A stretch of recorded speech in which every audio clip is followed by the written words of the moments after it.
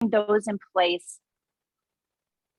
and making sure that the tangibles are all in place. You have to have those. You have to have that smart behavior.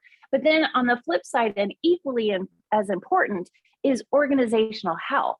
And again, communication is the foundation. Patrick Lencioni, he talks about the 5 dysfunctions of a team. And he says that the foundation of all of that great team is trust.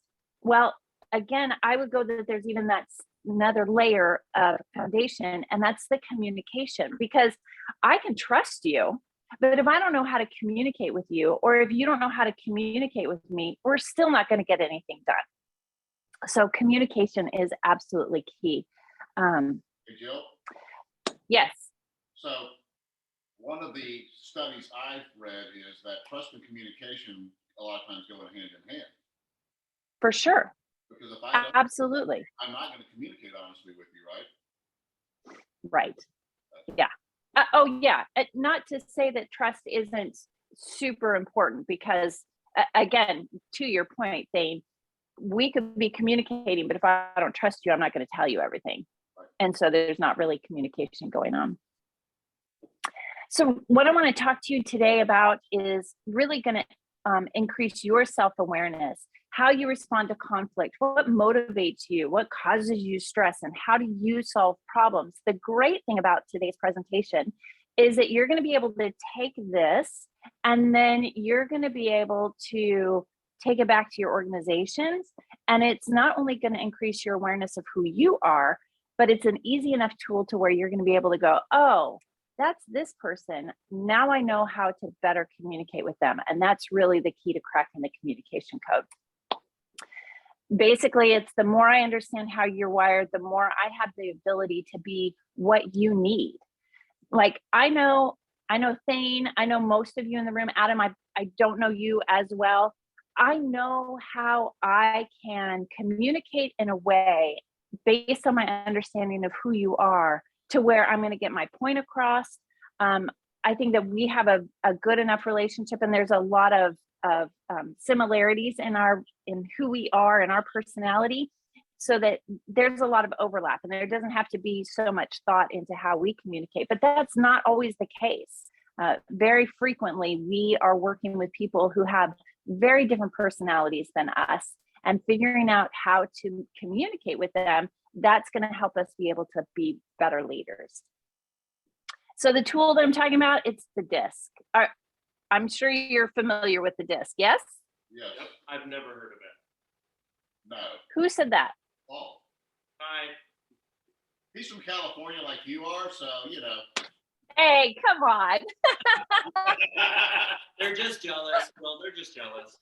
I know, for sure. Well, DISC is one of those personality assessments. It's not going to be any better. It's not going to be super revelatory for most people. But what I love about DISC is it is this non-judgmental assessment, and it helps people better discuss their behavioral differences. What I love about DISC too is it's simple, like Myers-Briggs, like, ENTJ. Okay, great. What does all that stand for? I forget. I have no idea. I just remember the E is extroverted, and I definitely know that's me. But DISC puts a description of personality in such an easy way that it's easy for people to remember. And that's the key to repeatability. That's the key to transformation, is making it simple enough to be able to understand and remember and then apply. Of course, this is not used to put anyone in a box, but we're going to learn about each other. And if you take this and take it back to your organization, you're going to learn and you're going to empower each other. Imagine having a team that is empowered to be able to talk to each other and to talk to each other effectively, or to know how to assess a client and be able to talk with them in a way that's going to be most appropriate and most effective. Jill, all right. We're trying to do kind of do this. So one of the things I have the issue with DISC, and it's not DISC, it's companies. And have you seen this? Because I know you work with businesses as well. They do the DISC, they talk about it at one session, then they put it in a file and they never refer back to it again. For sure. Absolutely. I'm going through this with a company right now. And what I remind them is that this is, once you implement this and say, this is something that's important to us, it is the leader's responsibility to keep it in front of the people, because the people on your team, they're going to forget it. You know, when you come home from this weekend, this time that you're spending together, and you're going to say, wow, I learned so much and blah, blah, blah. And they're going to go, yeah. Let's see where we're at in 6 weeks. So it's your responsibility to keep it in front of them. And here's the other thing that studies have shown, that when you as a leader get so sick of talking about something that you just want to puke and don't ever want the words to go through your mouth again, that's about the time that the people that you're talking to are actually getting it. Has that been your experience? No, not for me. I mean, with these guys, yeah, they're sick of me from the time I start talking. My presentation, okay. There's a conversation, not a presentation. But 60/40. But yeah, I mean, I can see where that can happen, because the frustration comes to us because we know it so well, and we expect people to pick up on it, and we have to keep Exactly. it over again. And I can see that more with my children than I ever could with work, because with work, I am the final authority. With home, I got a wife. Nailed that. Yep. Yeah, for sure. All right. So let's talk about the four different quadrants. Normally this is a square. Today it's a circle. So DISC, D-I-S-C. The D is for dominant. These are your type A, super driven, very decisive. On the flip side, they're seen as domineering and demanding. But D is a dominant personality. Alpha dog, Thane, need I say more? I is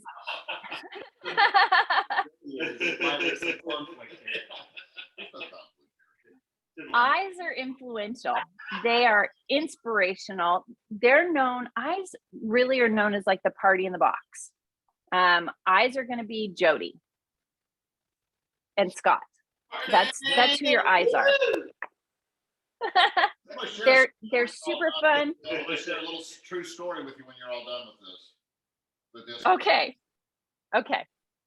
S's are very steady. They are also people driven, but they are stable. They're those people that you can count on to be the same kind of people day in, day out. You know, you talk about when you know somebody and you really know them, and you can judge a book by its cover. That's going to be your S's. And then your C's are all about compliance. They are the ones who have the checklist. They're the ones who have packed for this event a week ago and who have done all the research. What's the weather going to be like? What are the food options in the area? What do I need to know about transportation? How close? You know, C's have all of those things in place. And so those are kind of a big picture of the four different types of people. We're going to dive a little bit deeper into that so that you can know a little bit more. But I also wanted to point out to you that if you look, you have a line that goes down the middle, and you have your D's and C's on one side and your I's and S's on the other side. D's and C's are task driven.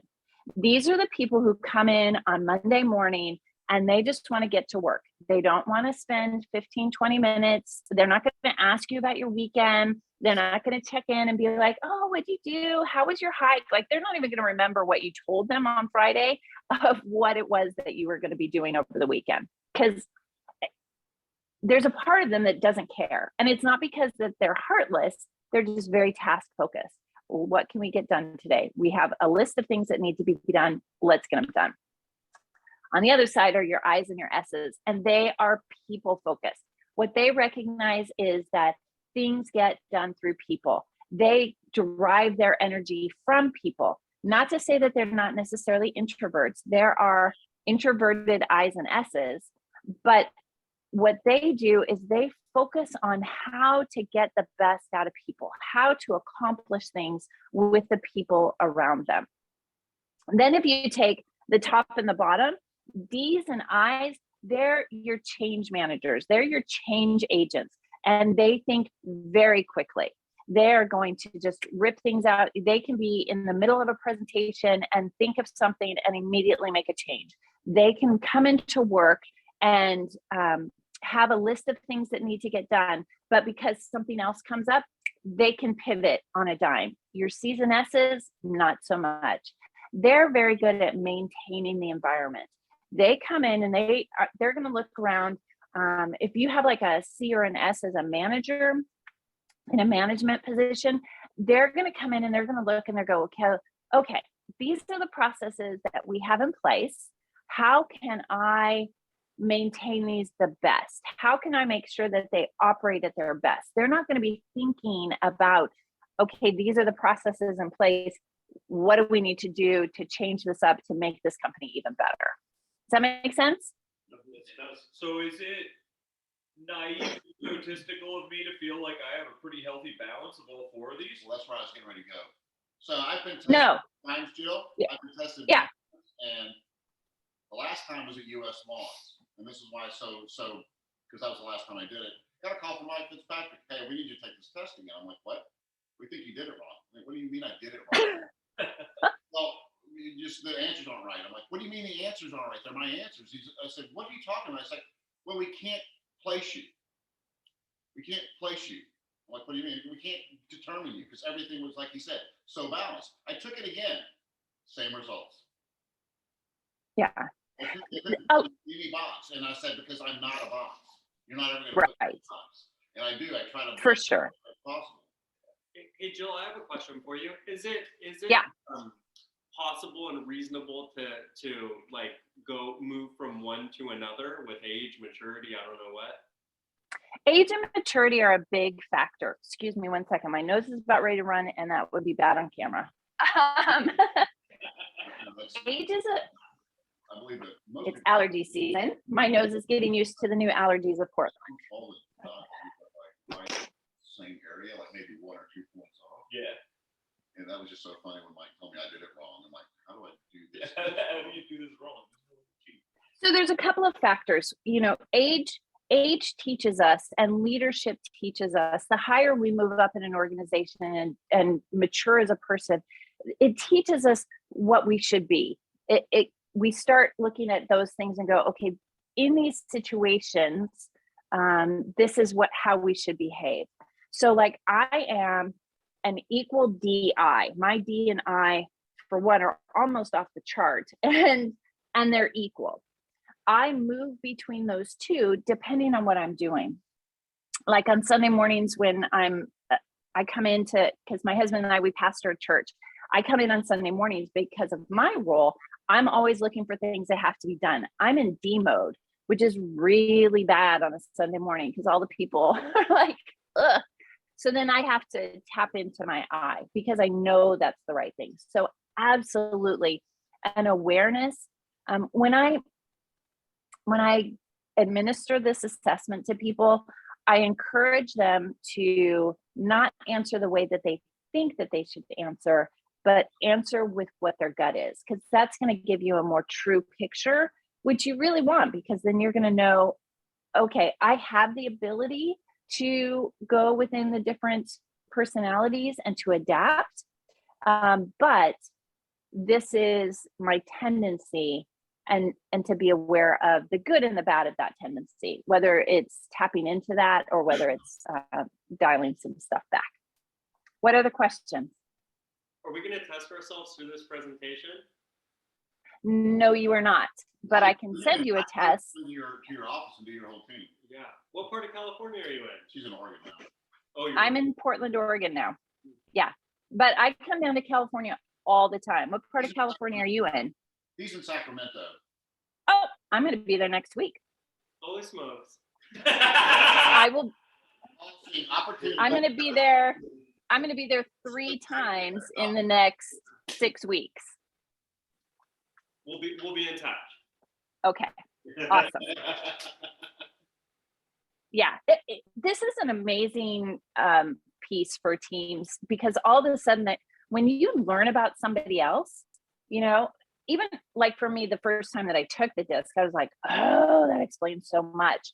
But when I learned about my husband, when I learned about my kids, when I learned about people I was working with, I was like, oh my goodness. It was just amazing to be able to say, you're an I need to be fun and light, and I need to care about you. Super quick. I had posted when I was first getting ready to make these presentations a couple of years ago, I posted about it on Facebook, and a friend of mine called me up and said, Jill, you have to come work with my team. They're the worst, blah, blah, blah. She's going off about her team, about how horrible they are. And she was like, they don't want to be accountable. They think I'm a bitch. They don't like me. They come in and all they do for the first 30 minutes of the day is sit around and chat and blah, blah, blah. I'm like, oh gosh, okay. So I went in and I did this presentation, and it turns out that she is a high D, and the rest of her team were all S's, and then there was one C, and there were no I's. So here she's got this team of S's and C's. Most of them are S's. You know, you look at the graph, those are opposites. You have a very task-driven person versus a very people-driven person. You have somebody who wants to come in and get things done quickly. And then you have the S's who are like, we're going to do this slow and steady so that we do it right and do it right the first time. And as I was making the presentation and teaching them about it, I was like, oh man, this is going to go really bad, because I'm going to have to tell her that, you know, a lot of the issue is her. And about halfway through it of explaining the personalities and talking about how they interact, she looks at me and she goes, oh my gosh, I'm the problem. And I went, well, not that you're the problem, but there is that personality difference. And teaching them how to interact, I went back about 6 weeks later. The atmosphere of the office was night and day. It was incredibly different. They were working well together. They were being efficient. And you could just tell that there was a lightness in the atmosphere. She texted me a few months ago and she said, thank you for saving my marriage. I was like, what are you talking about? So I called her. I said, what are you talking about? And she said, her husband was getting ready to divorce her. She didn't know this, but he was getting ready to divorce her because, again, personality differences. And what she learned, and what she learned about herself and what she learned about him just from the presentation, she took that home and she started applying it at home, and it changed her marriage. So anyway, all that to say, I love doing this. And I'll be in Sacramento. So if you want to have the assessments, I can send you an assessment so that you can take it and find out who you are. Okay. And what in a team setting, you do this with the entire team, like a 1-hour presentation or something, or how does that work? Yes, I do it as a 1-hour presentation to the team. They actually take the assessment there because it only takes about 5 to 7 minutes to do. We do some activities together and some discovery about what all this means for each of them, for them personally. And then when they're talking about it, they get to learn about each other as well. Will you be in Sacramento and available next Tuesday? I will be in Sacramento At 1 p.m. next Tuesday. Hey, where do you think he's fitting on this assessment? Tax driven. I think I'm an I. I think I'm a former D and a newly I, but I don't know. I want you to tell me where I'm at. Tell you what, let's message, let's talk, and we'll figure out a good time. Meeting scheduled that day, and I'd love to plug you right in there. But anyways, we will talk outside of this. Sounds great. Okay. So again, let's talk about this. Again, Ds are dominant. They tend to prefer an environment that allows them to be in control and create results. Not because they are control freaks, but what happens with Ds is they come in, they see chaos, they see something's not being taken care of. There may be another leader that they don't have confidence in, and so they will immediately want to take control because they believe that they can create the best outcome. And they will, like, you know, those cocky people who come in and are like, oh, I can turn your organization around in 3 days. Most likely they can. Most likely no way in hell. Their basic need is control, because again, they're task driven. They walk in, they can quickly assess situations, and you need to just hand it over for them because they've already created a list of what needs to be done, and they're going to be able to then get it accomplished. But they need that ability to control the environment, to be able to control, in order for them to be able to control the outcomes. And that's what sets them up for success. These make up only 10 to 14% of the population. I's, they want to have that social interaction. They want to be able to, you know, they don't want to work alone. Don't put them in a situation where they have to work alone. Sorry. Put them in an opportunity where they get to work with a team, because that's going to set them up for the best success. Their basic need is relationships. They know how to get things done. They know how to get things done well and quickly. They know how to get things done that are going to move your organization down the line towards continued growth and success, but they need the people to do it. And they make up 25 to 30% of the population. S's need security. They need to know, like, you have to communicate with an S what is coming down the pike. When we did this presentation for a church that we were leading, it was a small enough church to where we had everybody take it. And the results came out that of the entire group, there were only 2 D's. One of them is talking to you right now, and the other one is my husband. Hey, The rest of, how is Yancey? he's doing really good. Thank you. He's doing really, really well. Recovery's gone really well. Thanks. You're both D's. Yes. You guys fight all the time and have a terrible marriage. No. No. Wow. For one, we've recognized that about each other, and we know when we're in super hard D mode. And we have also learned enough about this to be able to say, okay, these are some things that we need to work on in order to stay married. But we've been married for 30 years, and I married my best friend. That's your best friends, right? What? You and your husband are best friends, like my wife and I are. For sure. But- Every once in a while, Experience of we both knowing can, and knowing how it affects the conversations. yeah. And I think where so- that is, you know, Getting this right. there are generalizations to this, but the awareness and understanding how they affect and how you communicate with each other is what unlocks that code Yes. we're talking about. Absolutely. So what we learned was the rest of the group are S's. So like we could come in and we could go, oh, hey, we're going to start this group in 2 weeks and it's going to last for 6 weeks and blah, blah, blah. And we were fine with that because we could think quickly. S's, they needed a ramp up time. Like we couldn't start something for 4 to 6 weeks because we needed to set them up for success. And that's what we're about as leaders, right? Is we're about setting our team up for success.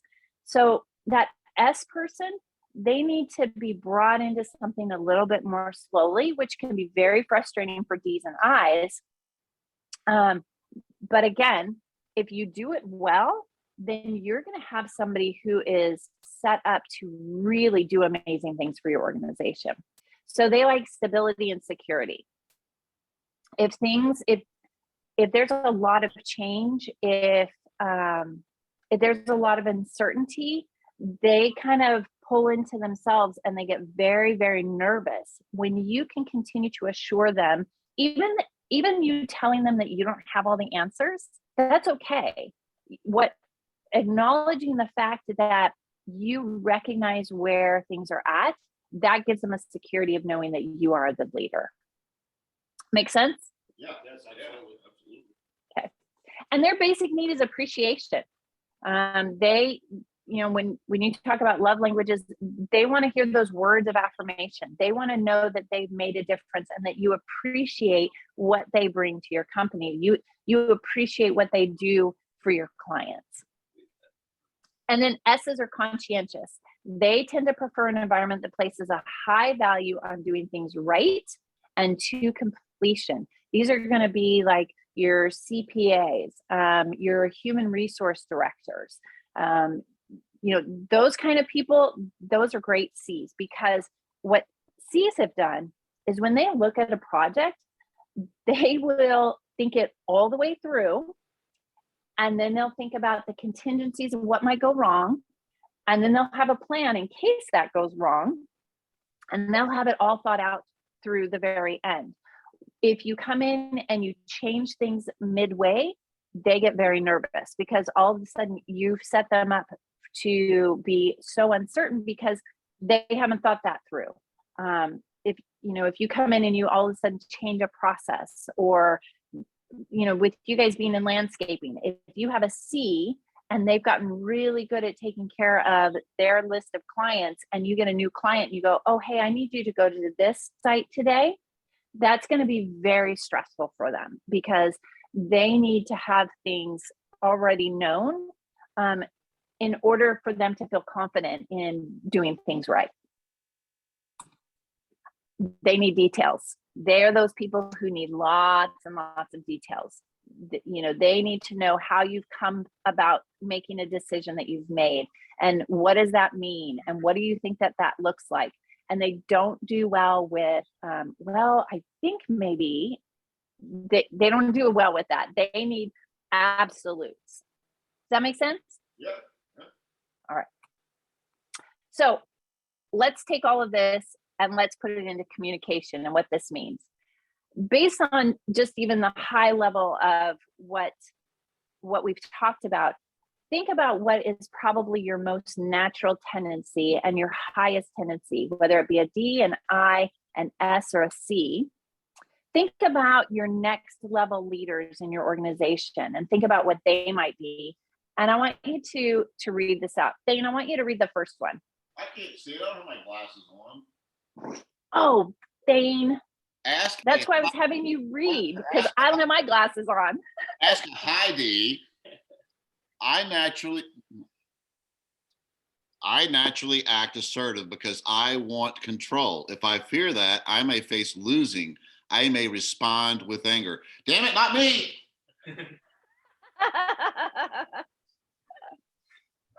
Jody, can you read the next one? Yeah, I can. I got younger eyes than Thane.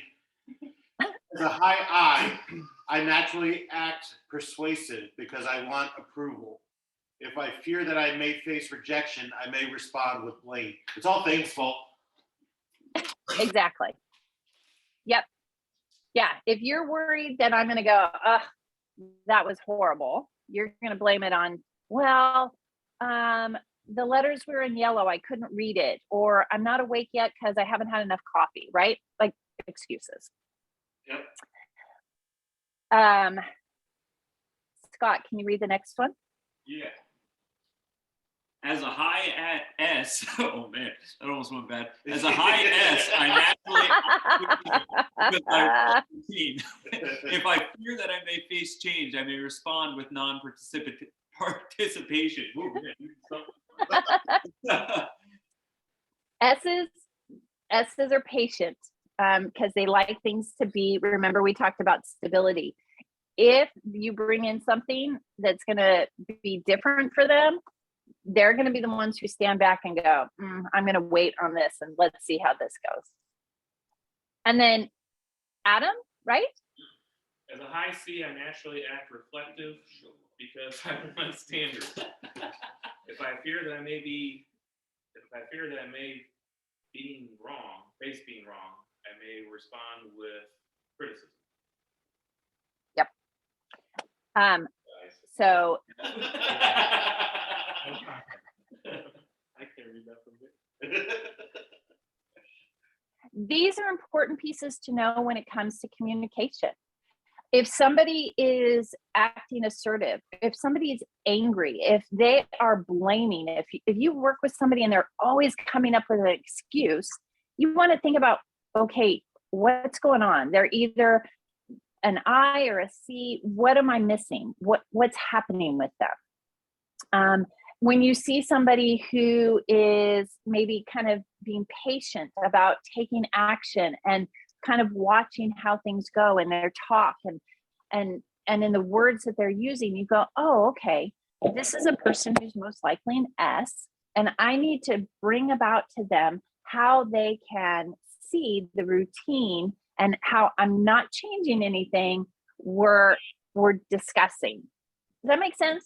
Yeah, and I just. What do you guys, I what do just you think about all this? Something real quick that you're Yes. in the C with your opposite. So that's part of the problem. I was just thinking, He's conflicted. I was inside just of thinking the himself. same thing. He's a D and a C, and he's conflicted with inside himself. Okay. That just gave me a big I'll answer. tell you how I can relate to this. So my wife, I am certain is an S, and she's super great, super stable, but we have 3 little kids, and it's hard to keep stable with 3 little kids that constantly change, and she's having a super hard time with that.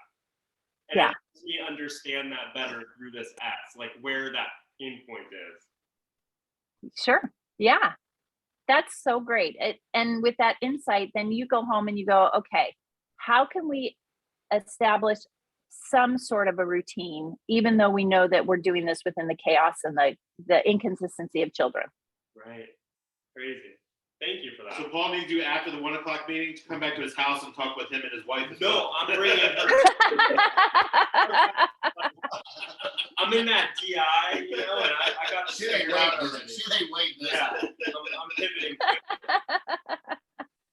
And as far as that D and C, there seems to be conflict in that. Again, D's are assertive, C's are reflective, but they're both on the side where they're task driven, and so that's where the consistency comes from.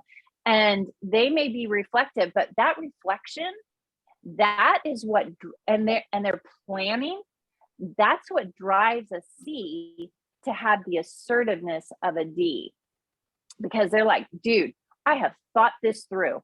I have planned all of it. I know everything about this. So we're going to go my way because it is the right way, because I've already thought everything through. Does that make sense?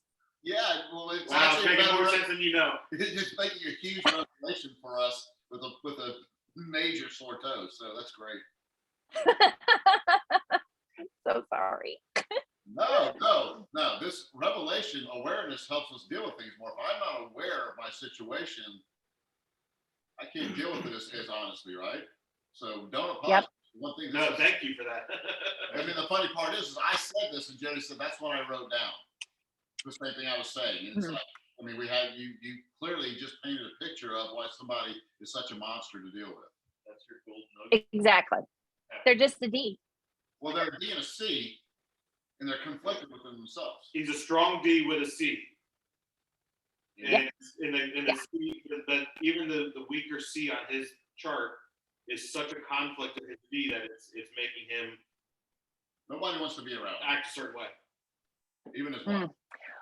It's Well, and what I found with D's and with D's especially is that they tend to draw up on some of those C tendencies because, again, knowledge is power, right? We say this all the time. Knowledge is power.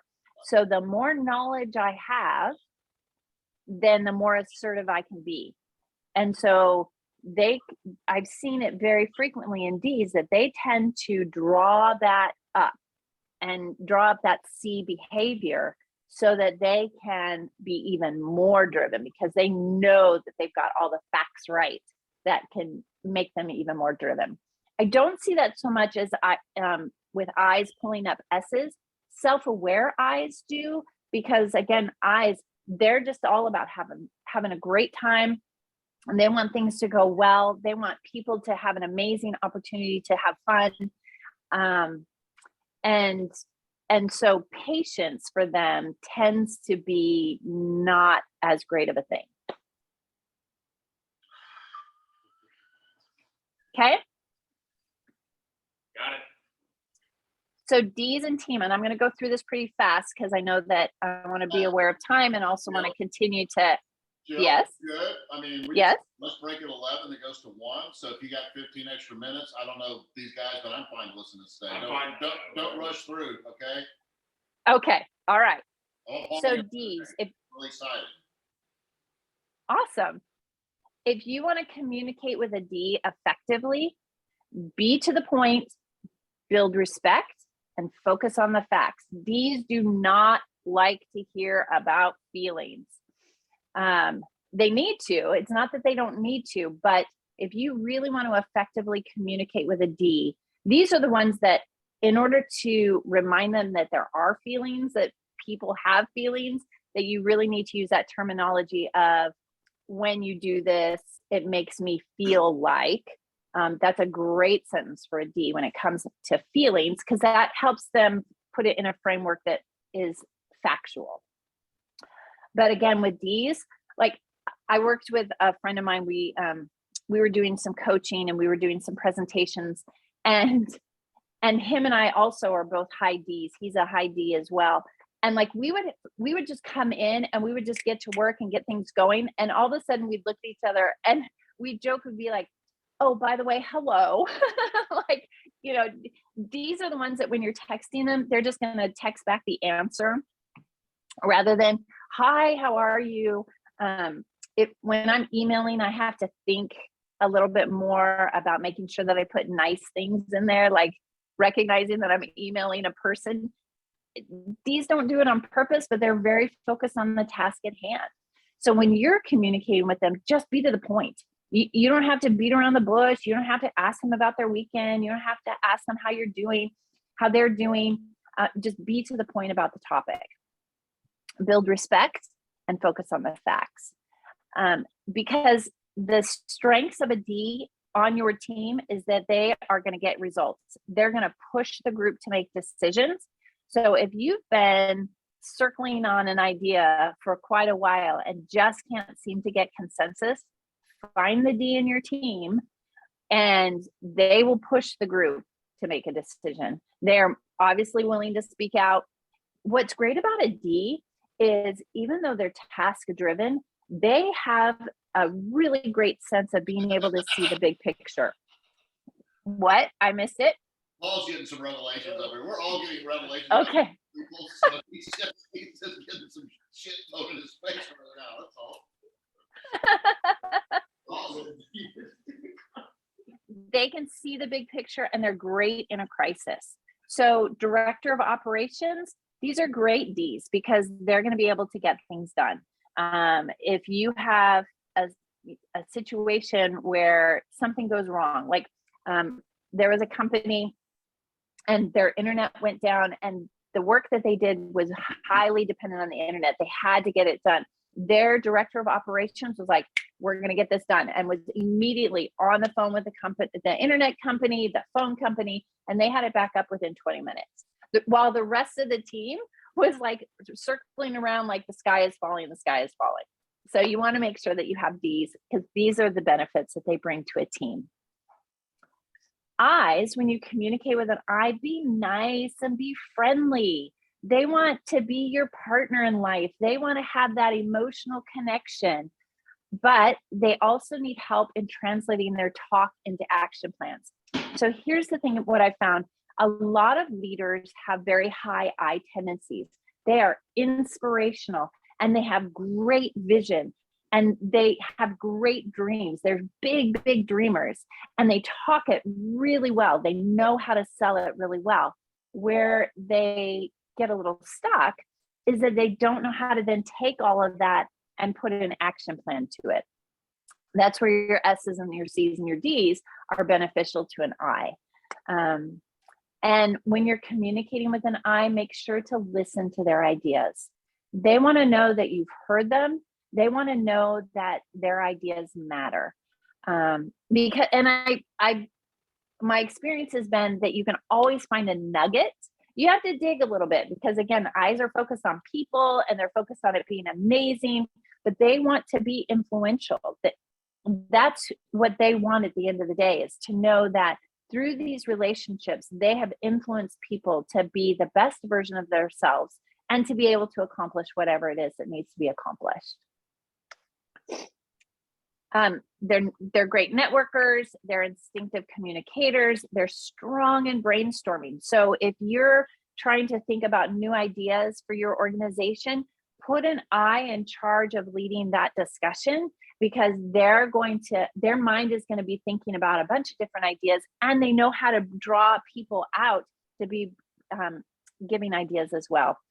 You know, those group activities where there's 100 of you and they go, circle up at your table and talk about this question. And then we're going to have one of you tell what your table has come up with.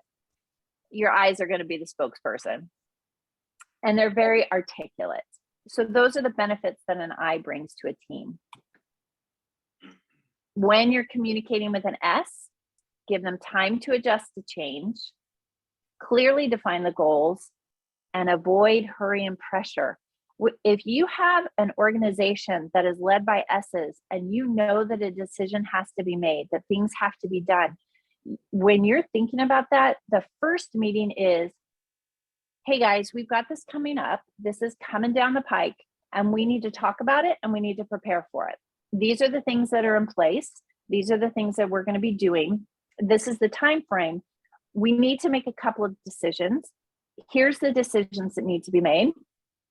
And we're not going to make those today. We're going to give you a little bit of time to think about it. We'll come back tomorrow and we'll circle back on this and wrap all this up. Even 24 hours is going to be really, really good for an S. There's a lot of times where I advise spouses who have an S as a spouse that when they're coming to a person and they're saying something about a decision that has to be made, hey, let me give you something to think about. We need to make a decision about this. We don't have to make it right this second, but we do need to make it. And then you need to tell them when it has to be made by. And then they're able to go, okay, that tells me how I need to think about it. That gives me the opportunity to adapt and get ready for whatever that decision is that needs to be made. To have an S on a team means you have somebody who's very intuitive and people focused. Here's what I love about S's. S's think about the easiest way to do something. I had an S on my team when I was working with a food distribution center, and every week we had to pack everything up into a trailer. And his job was to pack the stuff into a trailer. And he's like, how am I supposed to do this? I said, look, you just do whatever's going to make sense, whatever's going to get everything in there and not fall out when we open it up the next week. And I knew that because of his personality, he was going to find the easiest way to do it, and that it was going to be done really well.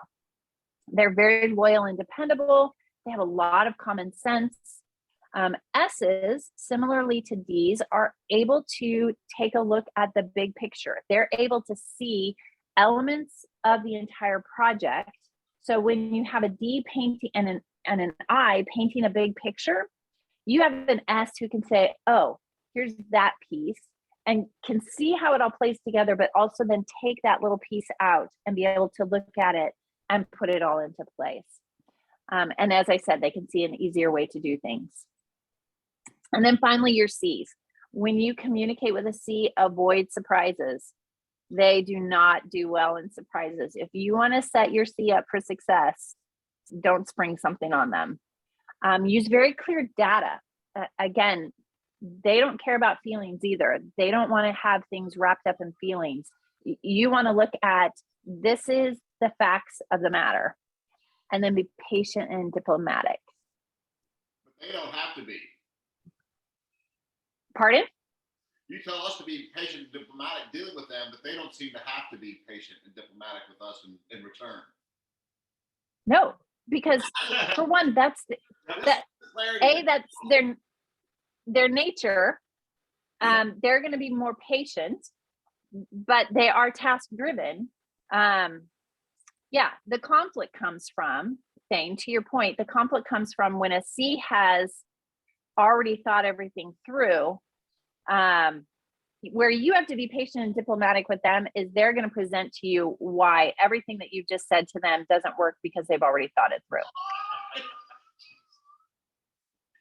And you just want to take an ice pick to your eyeball. Go, it brings out that, it kind of stirs up that, look, I'm the leader, I'm in charge, we're going to do it because I said so. That's not going to work well though with a C. So when you have a C on your team, you have an instinctive organizer. Do you have chaos? Do you have things that are, do you have files that need to be put into place? Put a C on the project.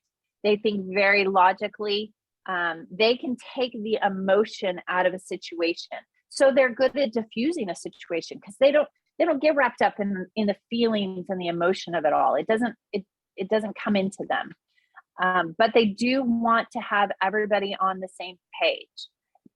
Again, for a C who kind of draws from some D tendencies of needing to be in control, if they have consensus, then they know that they can keep pushing forward in the plan that they know is right because they've thought it all through.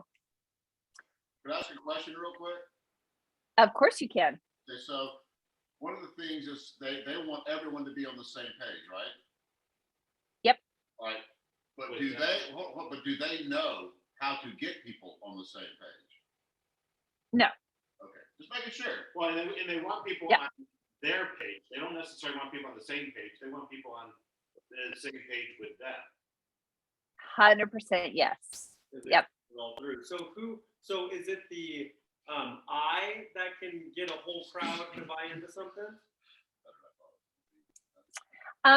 Yes, and I can very easily. S's can do it because they have the people skills to be able to do it. But I's can do it intuitively. Yep. Shockingly, C's can be very tactful and skillful in managing delicate situations.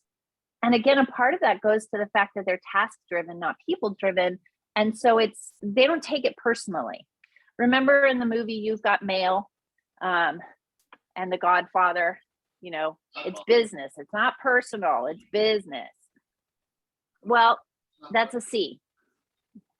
A C doesn't take things personally. They go, this is business. This is how we are doing business. Who takes things very personally? I's and S's. I's and S's. Okay. So D Yeah. does not take things personally.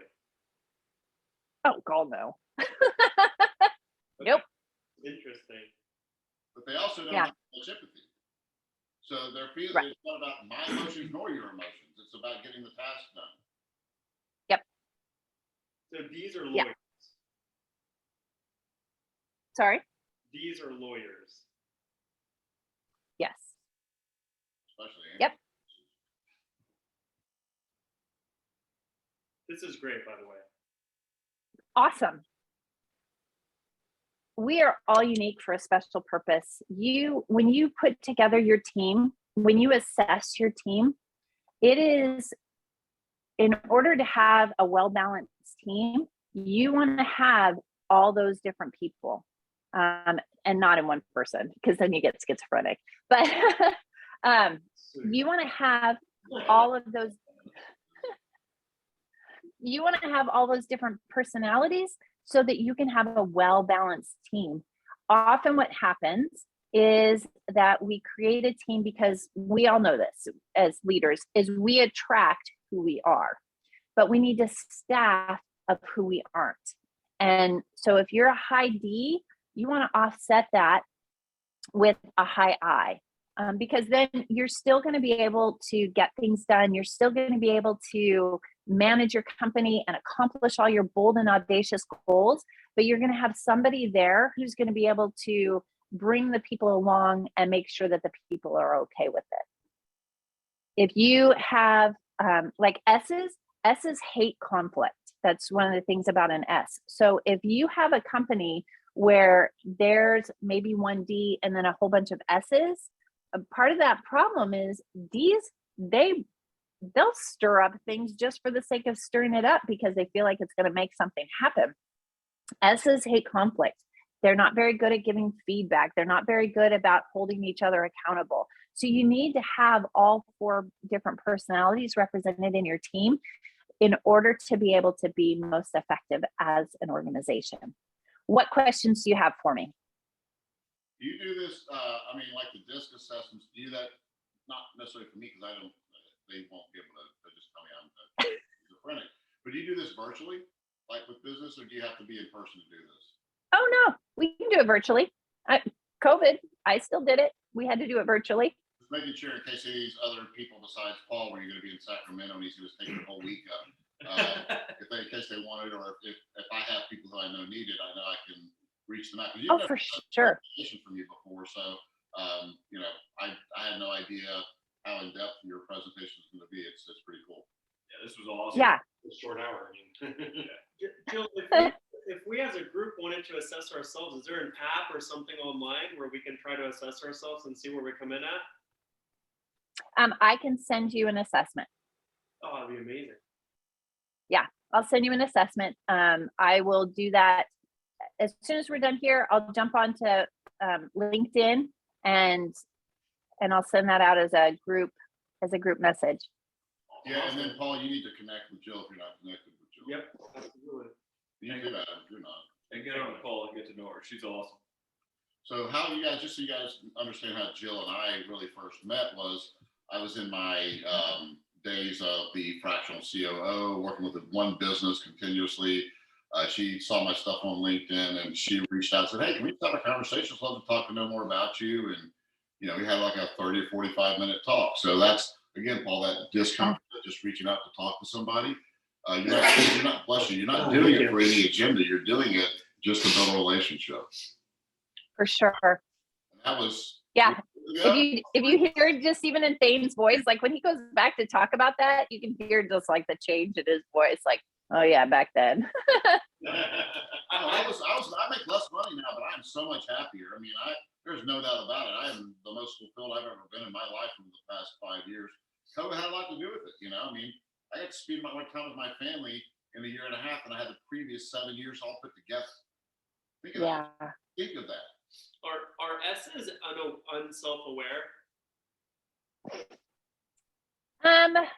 I think everybody has that lack of awareness in all four of the quadrants, simply because we tend to be very egocentric people. And we fail to, unless you're in an industry, like unless you're coaching people, unless you're really wanting to improve yourself, a lot of people are unaware of who they are and how they're impacting others. I just sent your S slide to my wife. I was like, dude, who does this remind you of? And she goes, I don't know, who?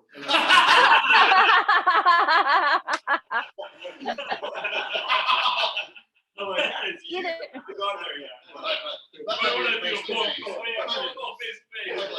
Yeah, it feels fun away from saying. Either that, and I say this as a woman and as a wife, where she's like, oh my gosh, here he comes. He's going to come back home with all this other stuff. So, anybody else have questions for Jill? This was fantastic. Yeah, this was really good, Jill. Thank you. Oh, my pleasure. So I'll send it out to everybody. I missed the first couple of minutes, but anybody wants to review it, whatever. But this has been great. Thank you. Oh, my pleasure. And again, if we're not connected on LinkedIn, make sure that we get connected. Yeah, thank you for this time. Have a great rest of your retreat. Thank you, Jill. Hey, Jill, you need to plant the seed. Yes. With Yancey, that you and he need to come do one of these retreats with us, and you can present in person. Ah, that would be fantastic. We'll be doing more of. That's not a hard seed to plant. So we would love to have you guys do that. So anyway, thank you so much, Jill. I really appreciate it. You're welcome. Incredible. Have a great day, you guys. Yeah. Bye-bye. Bye.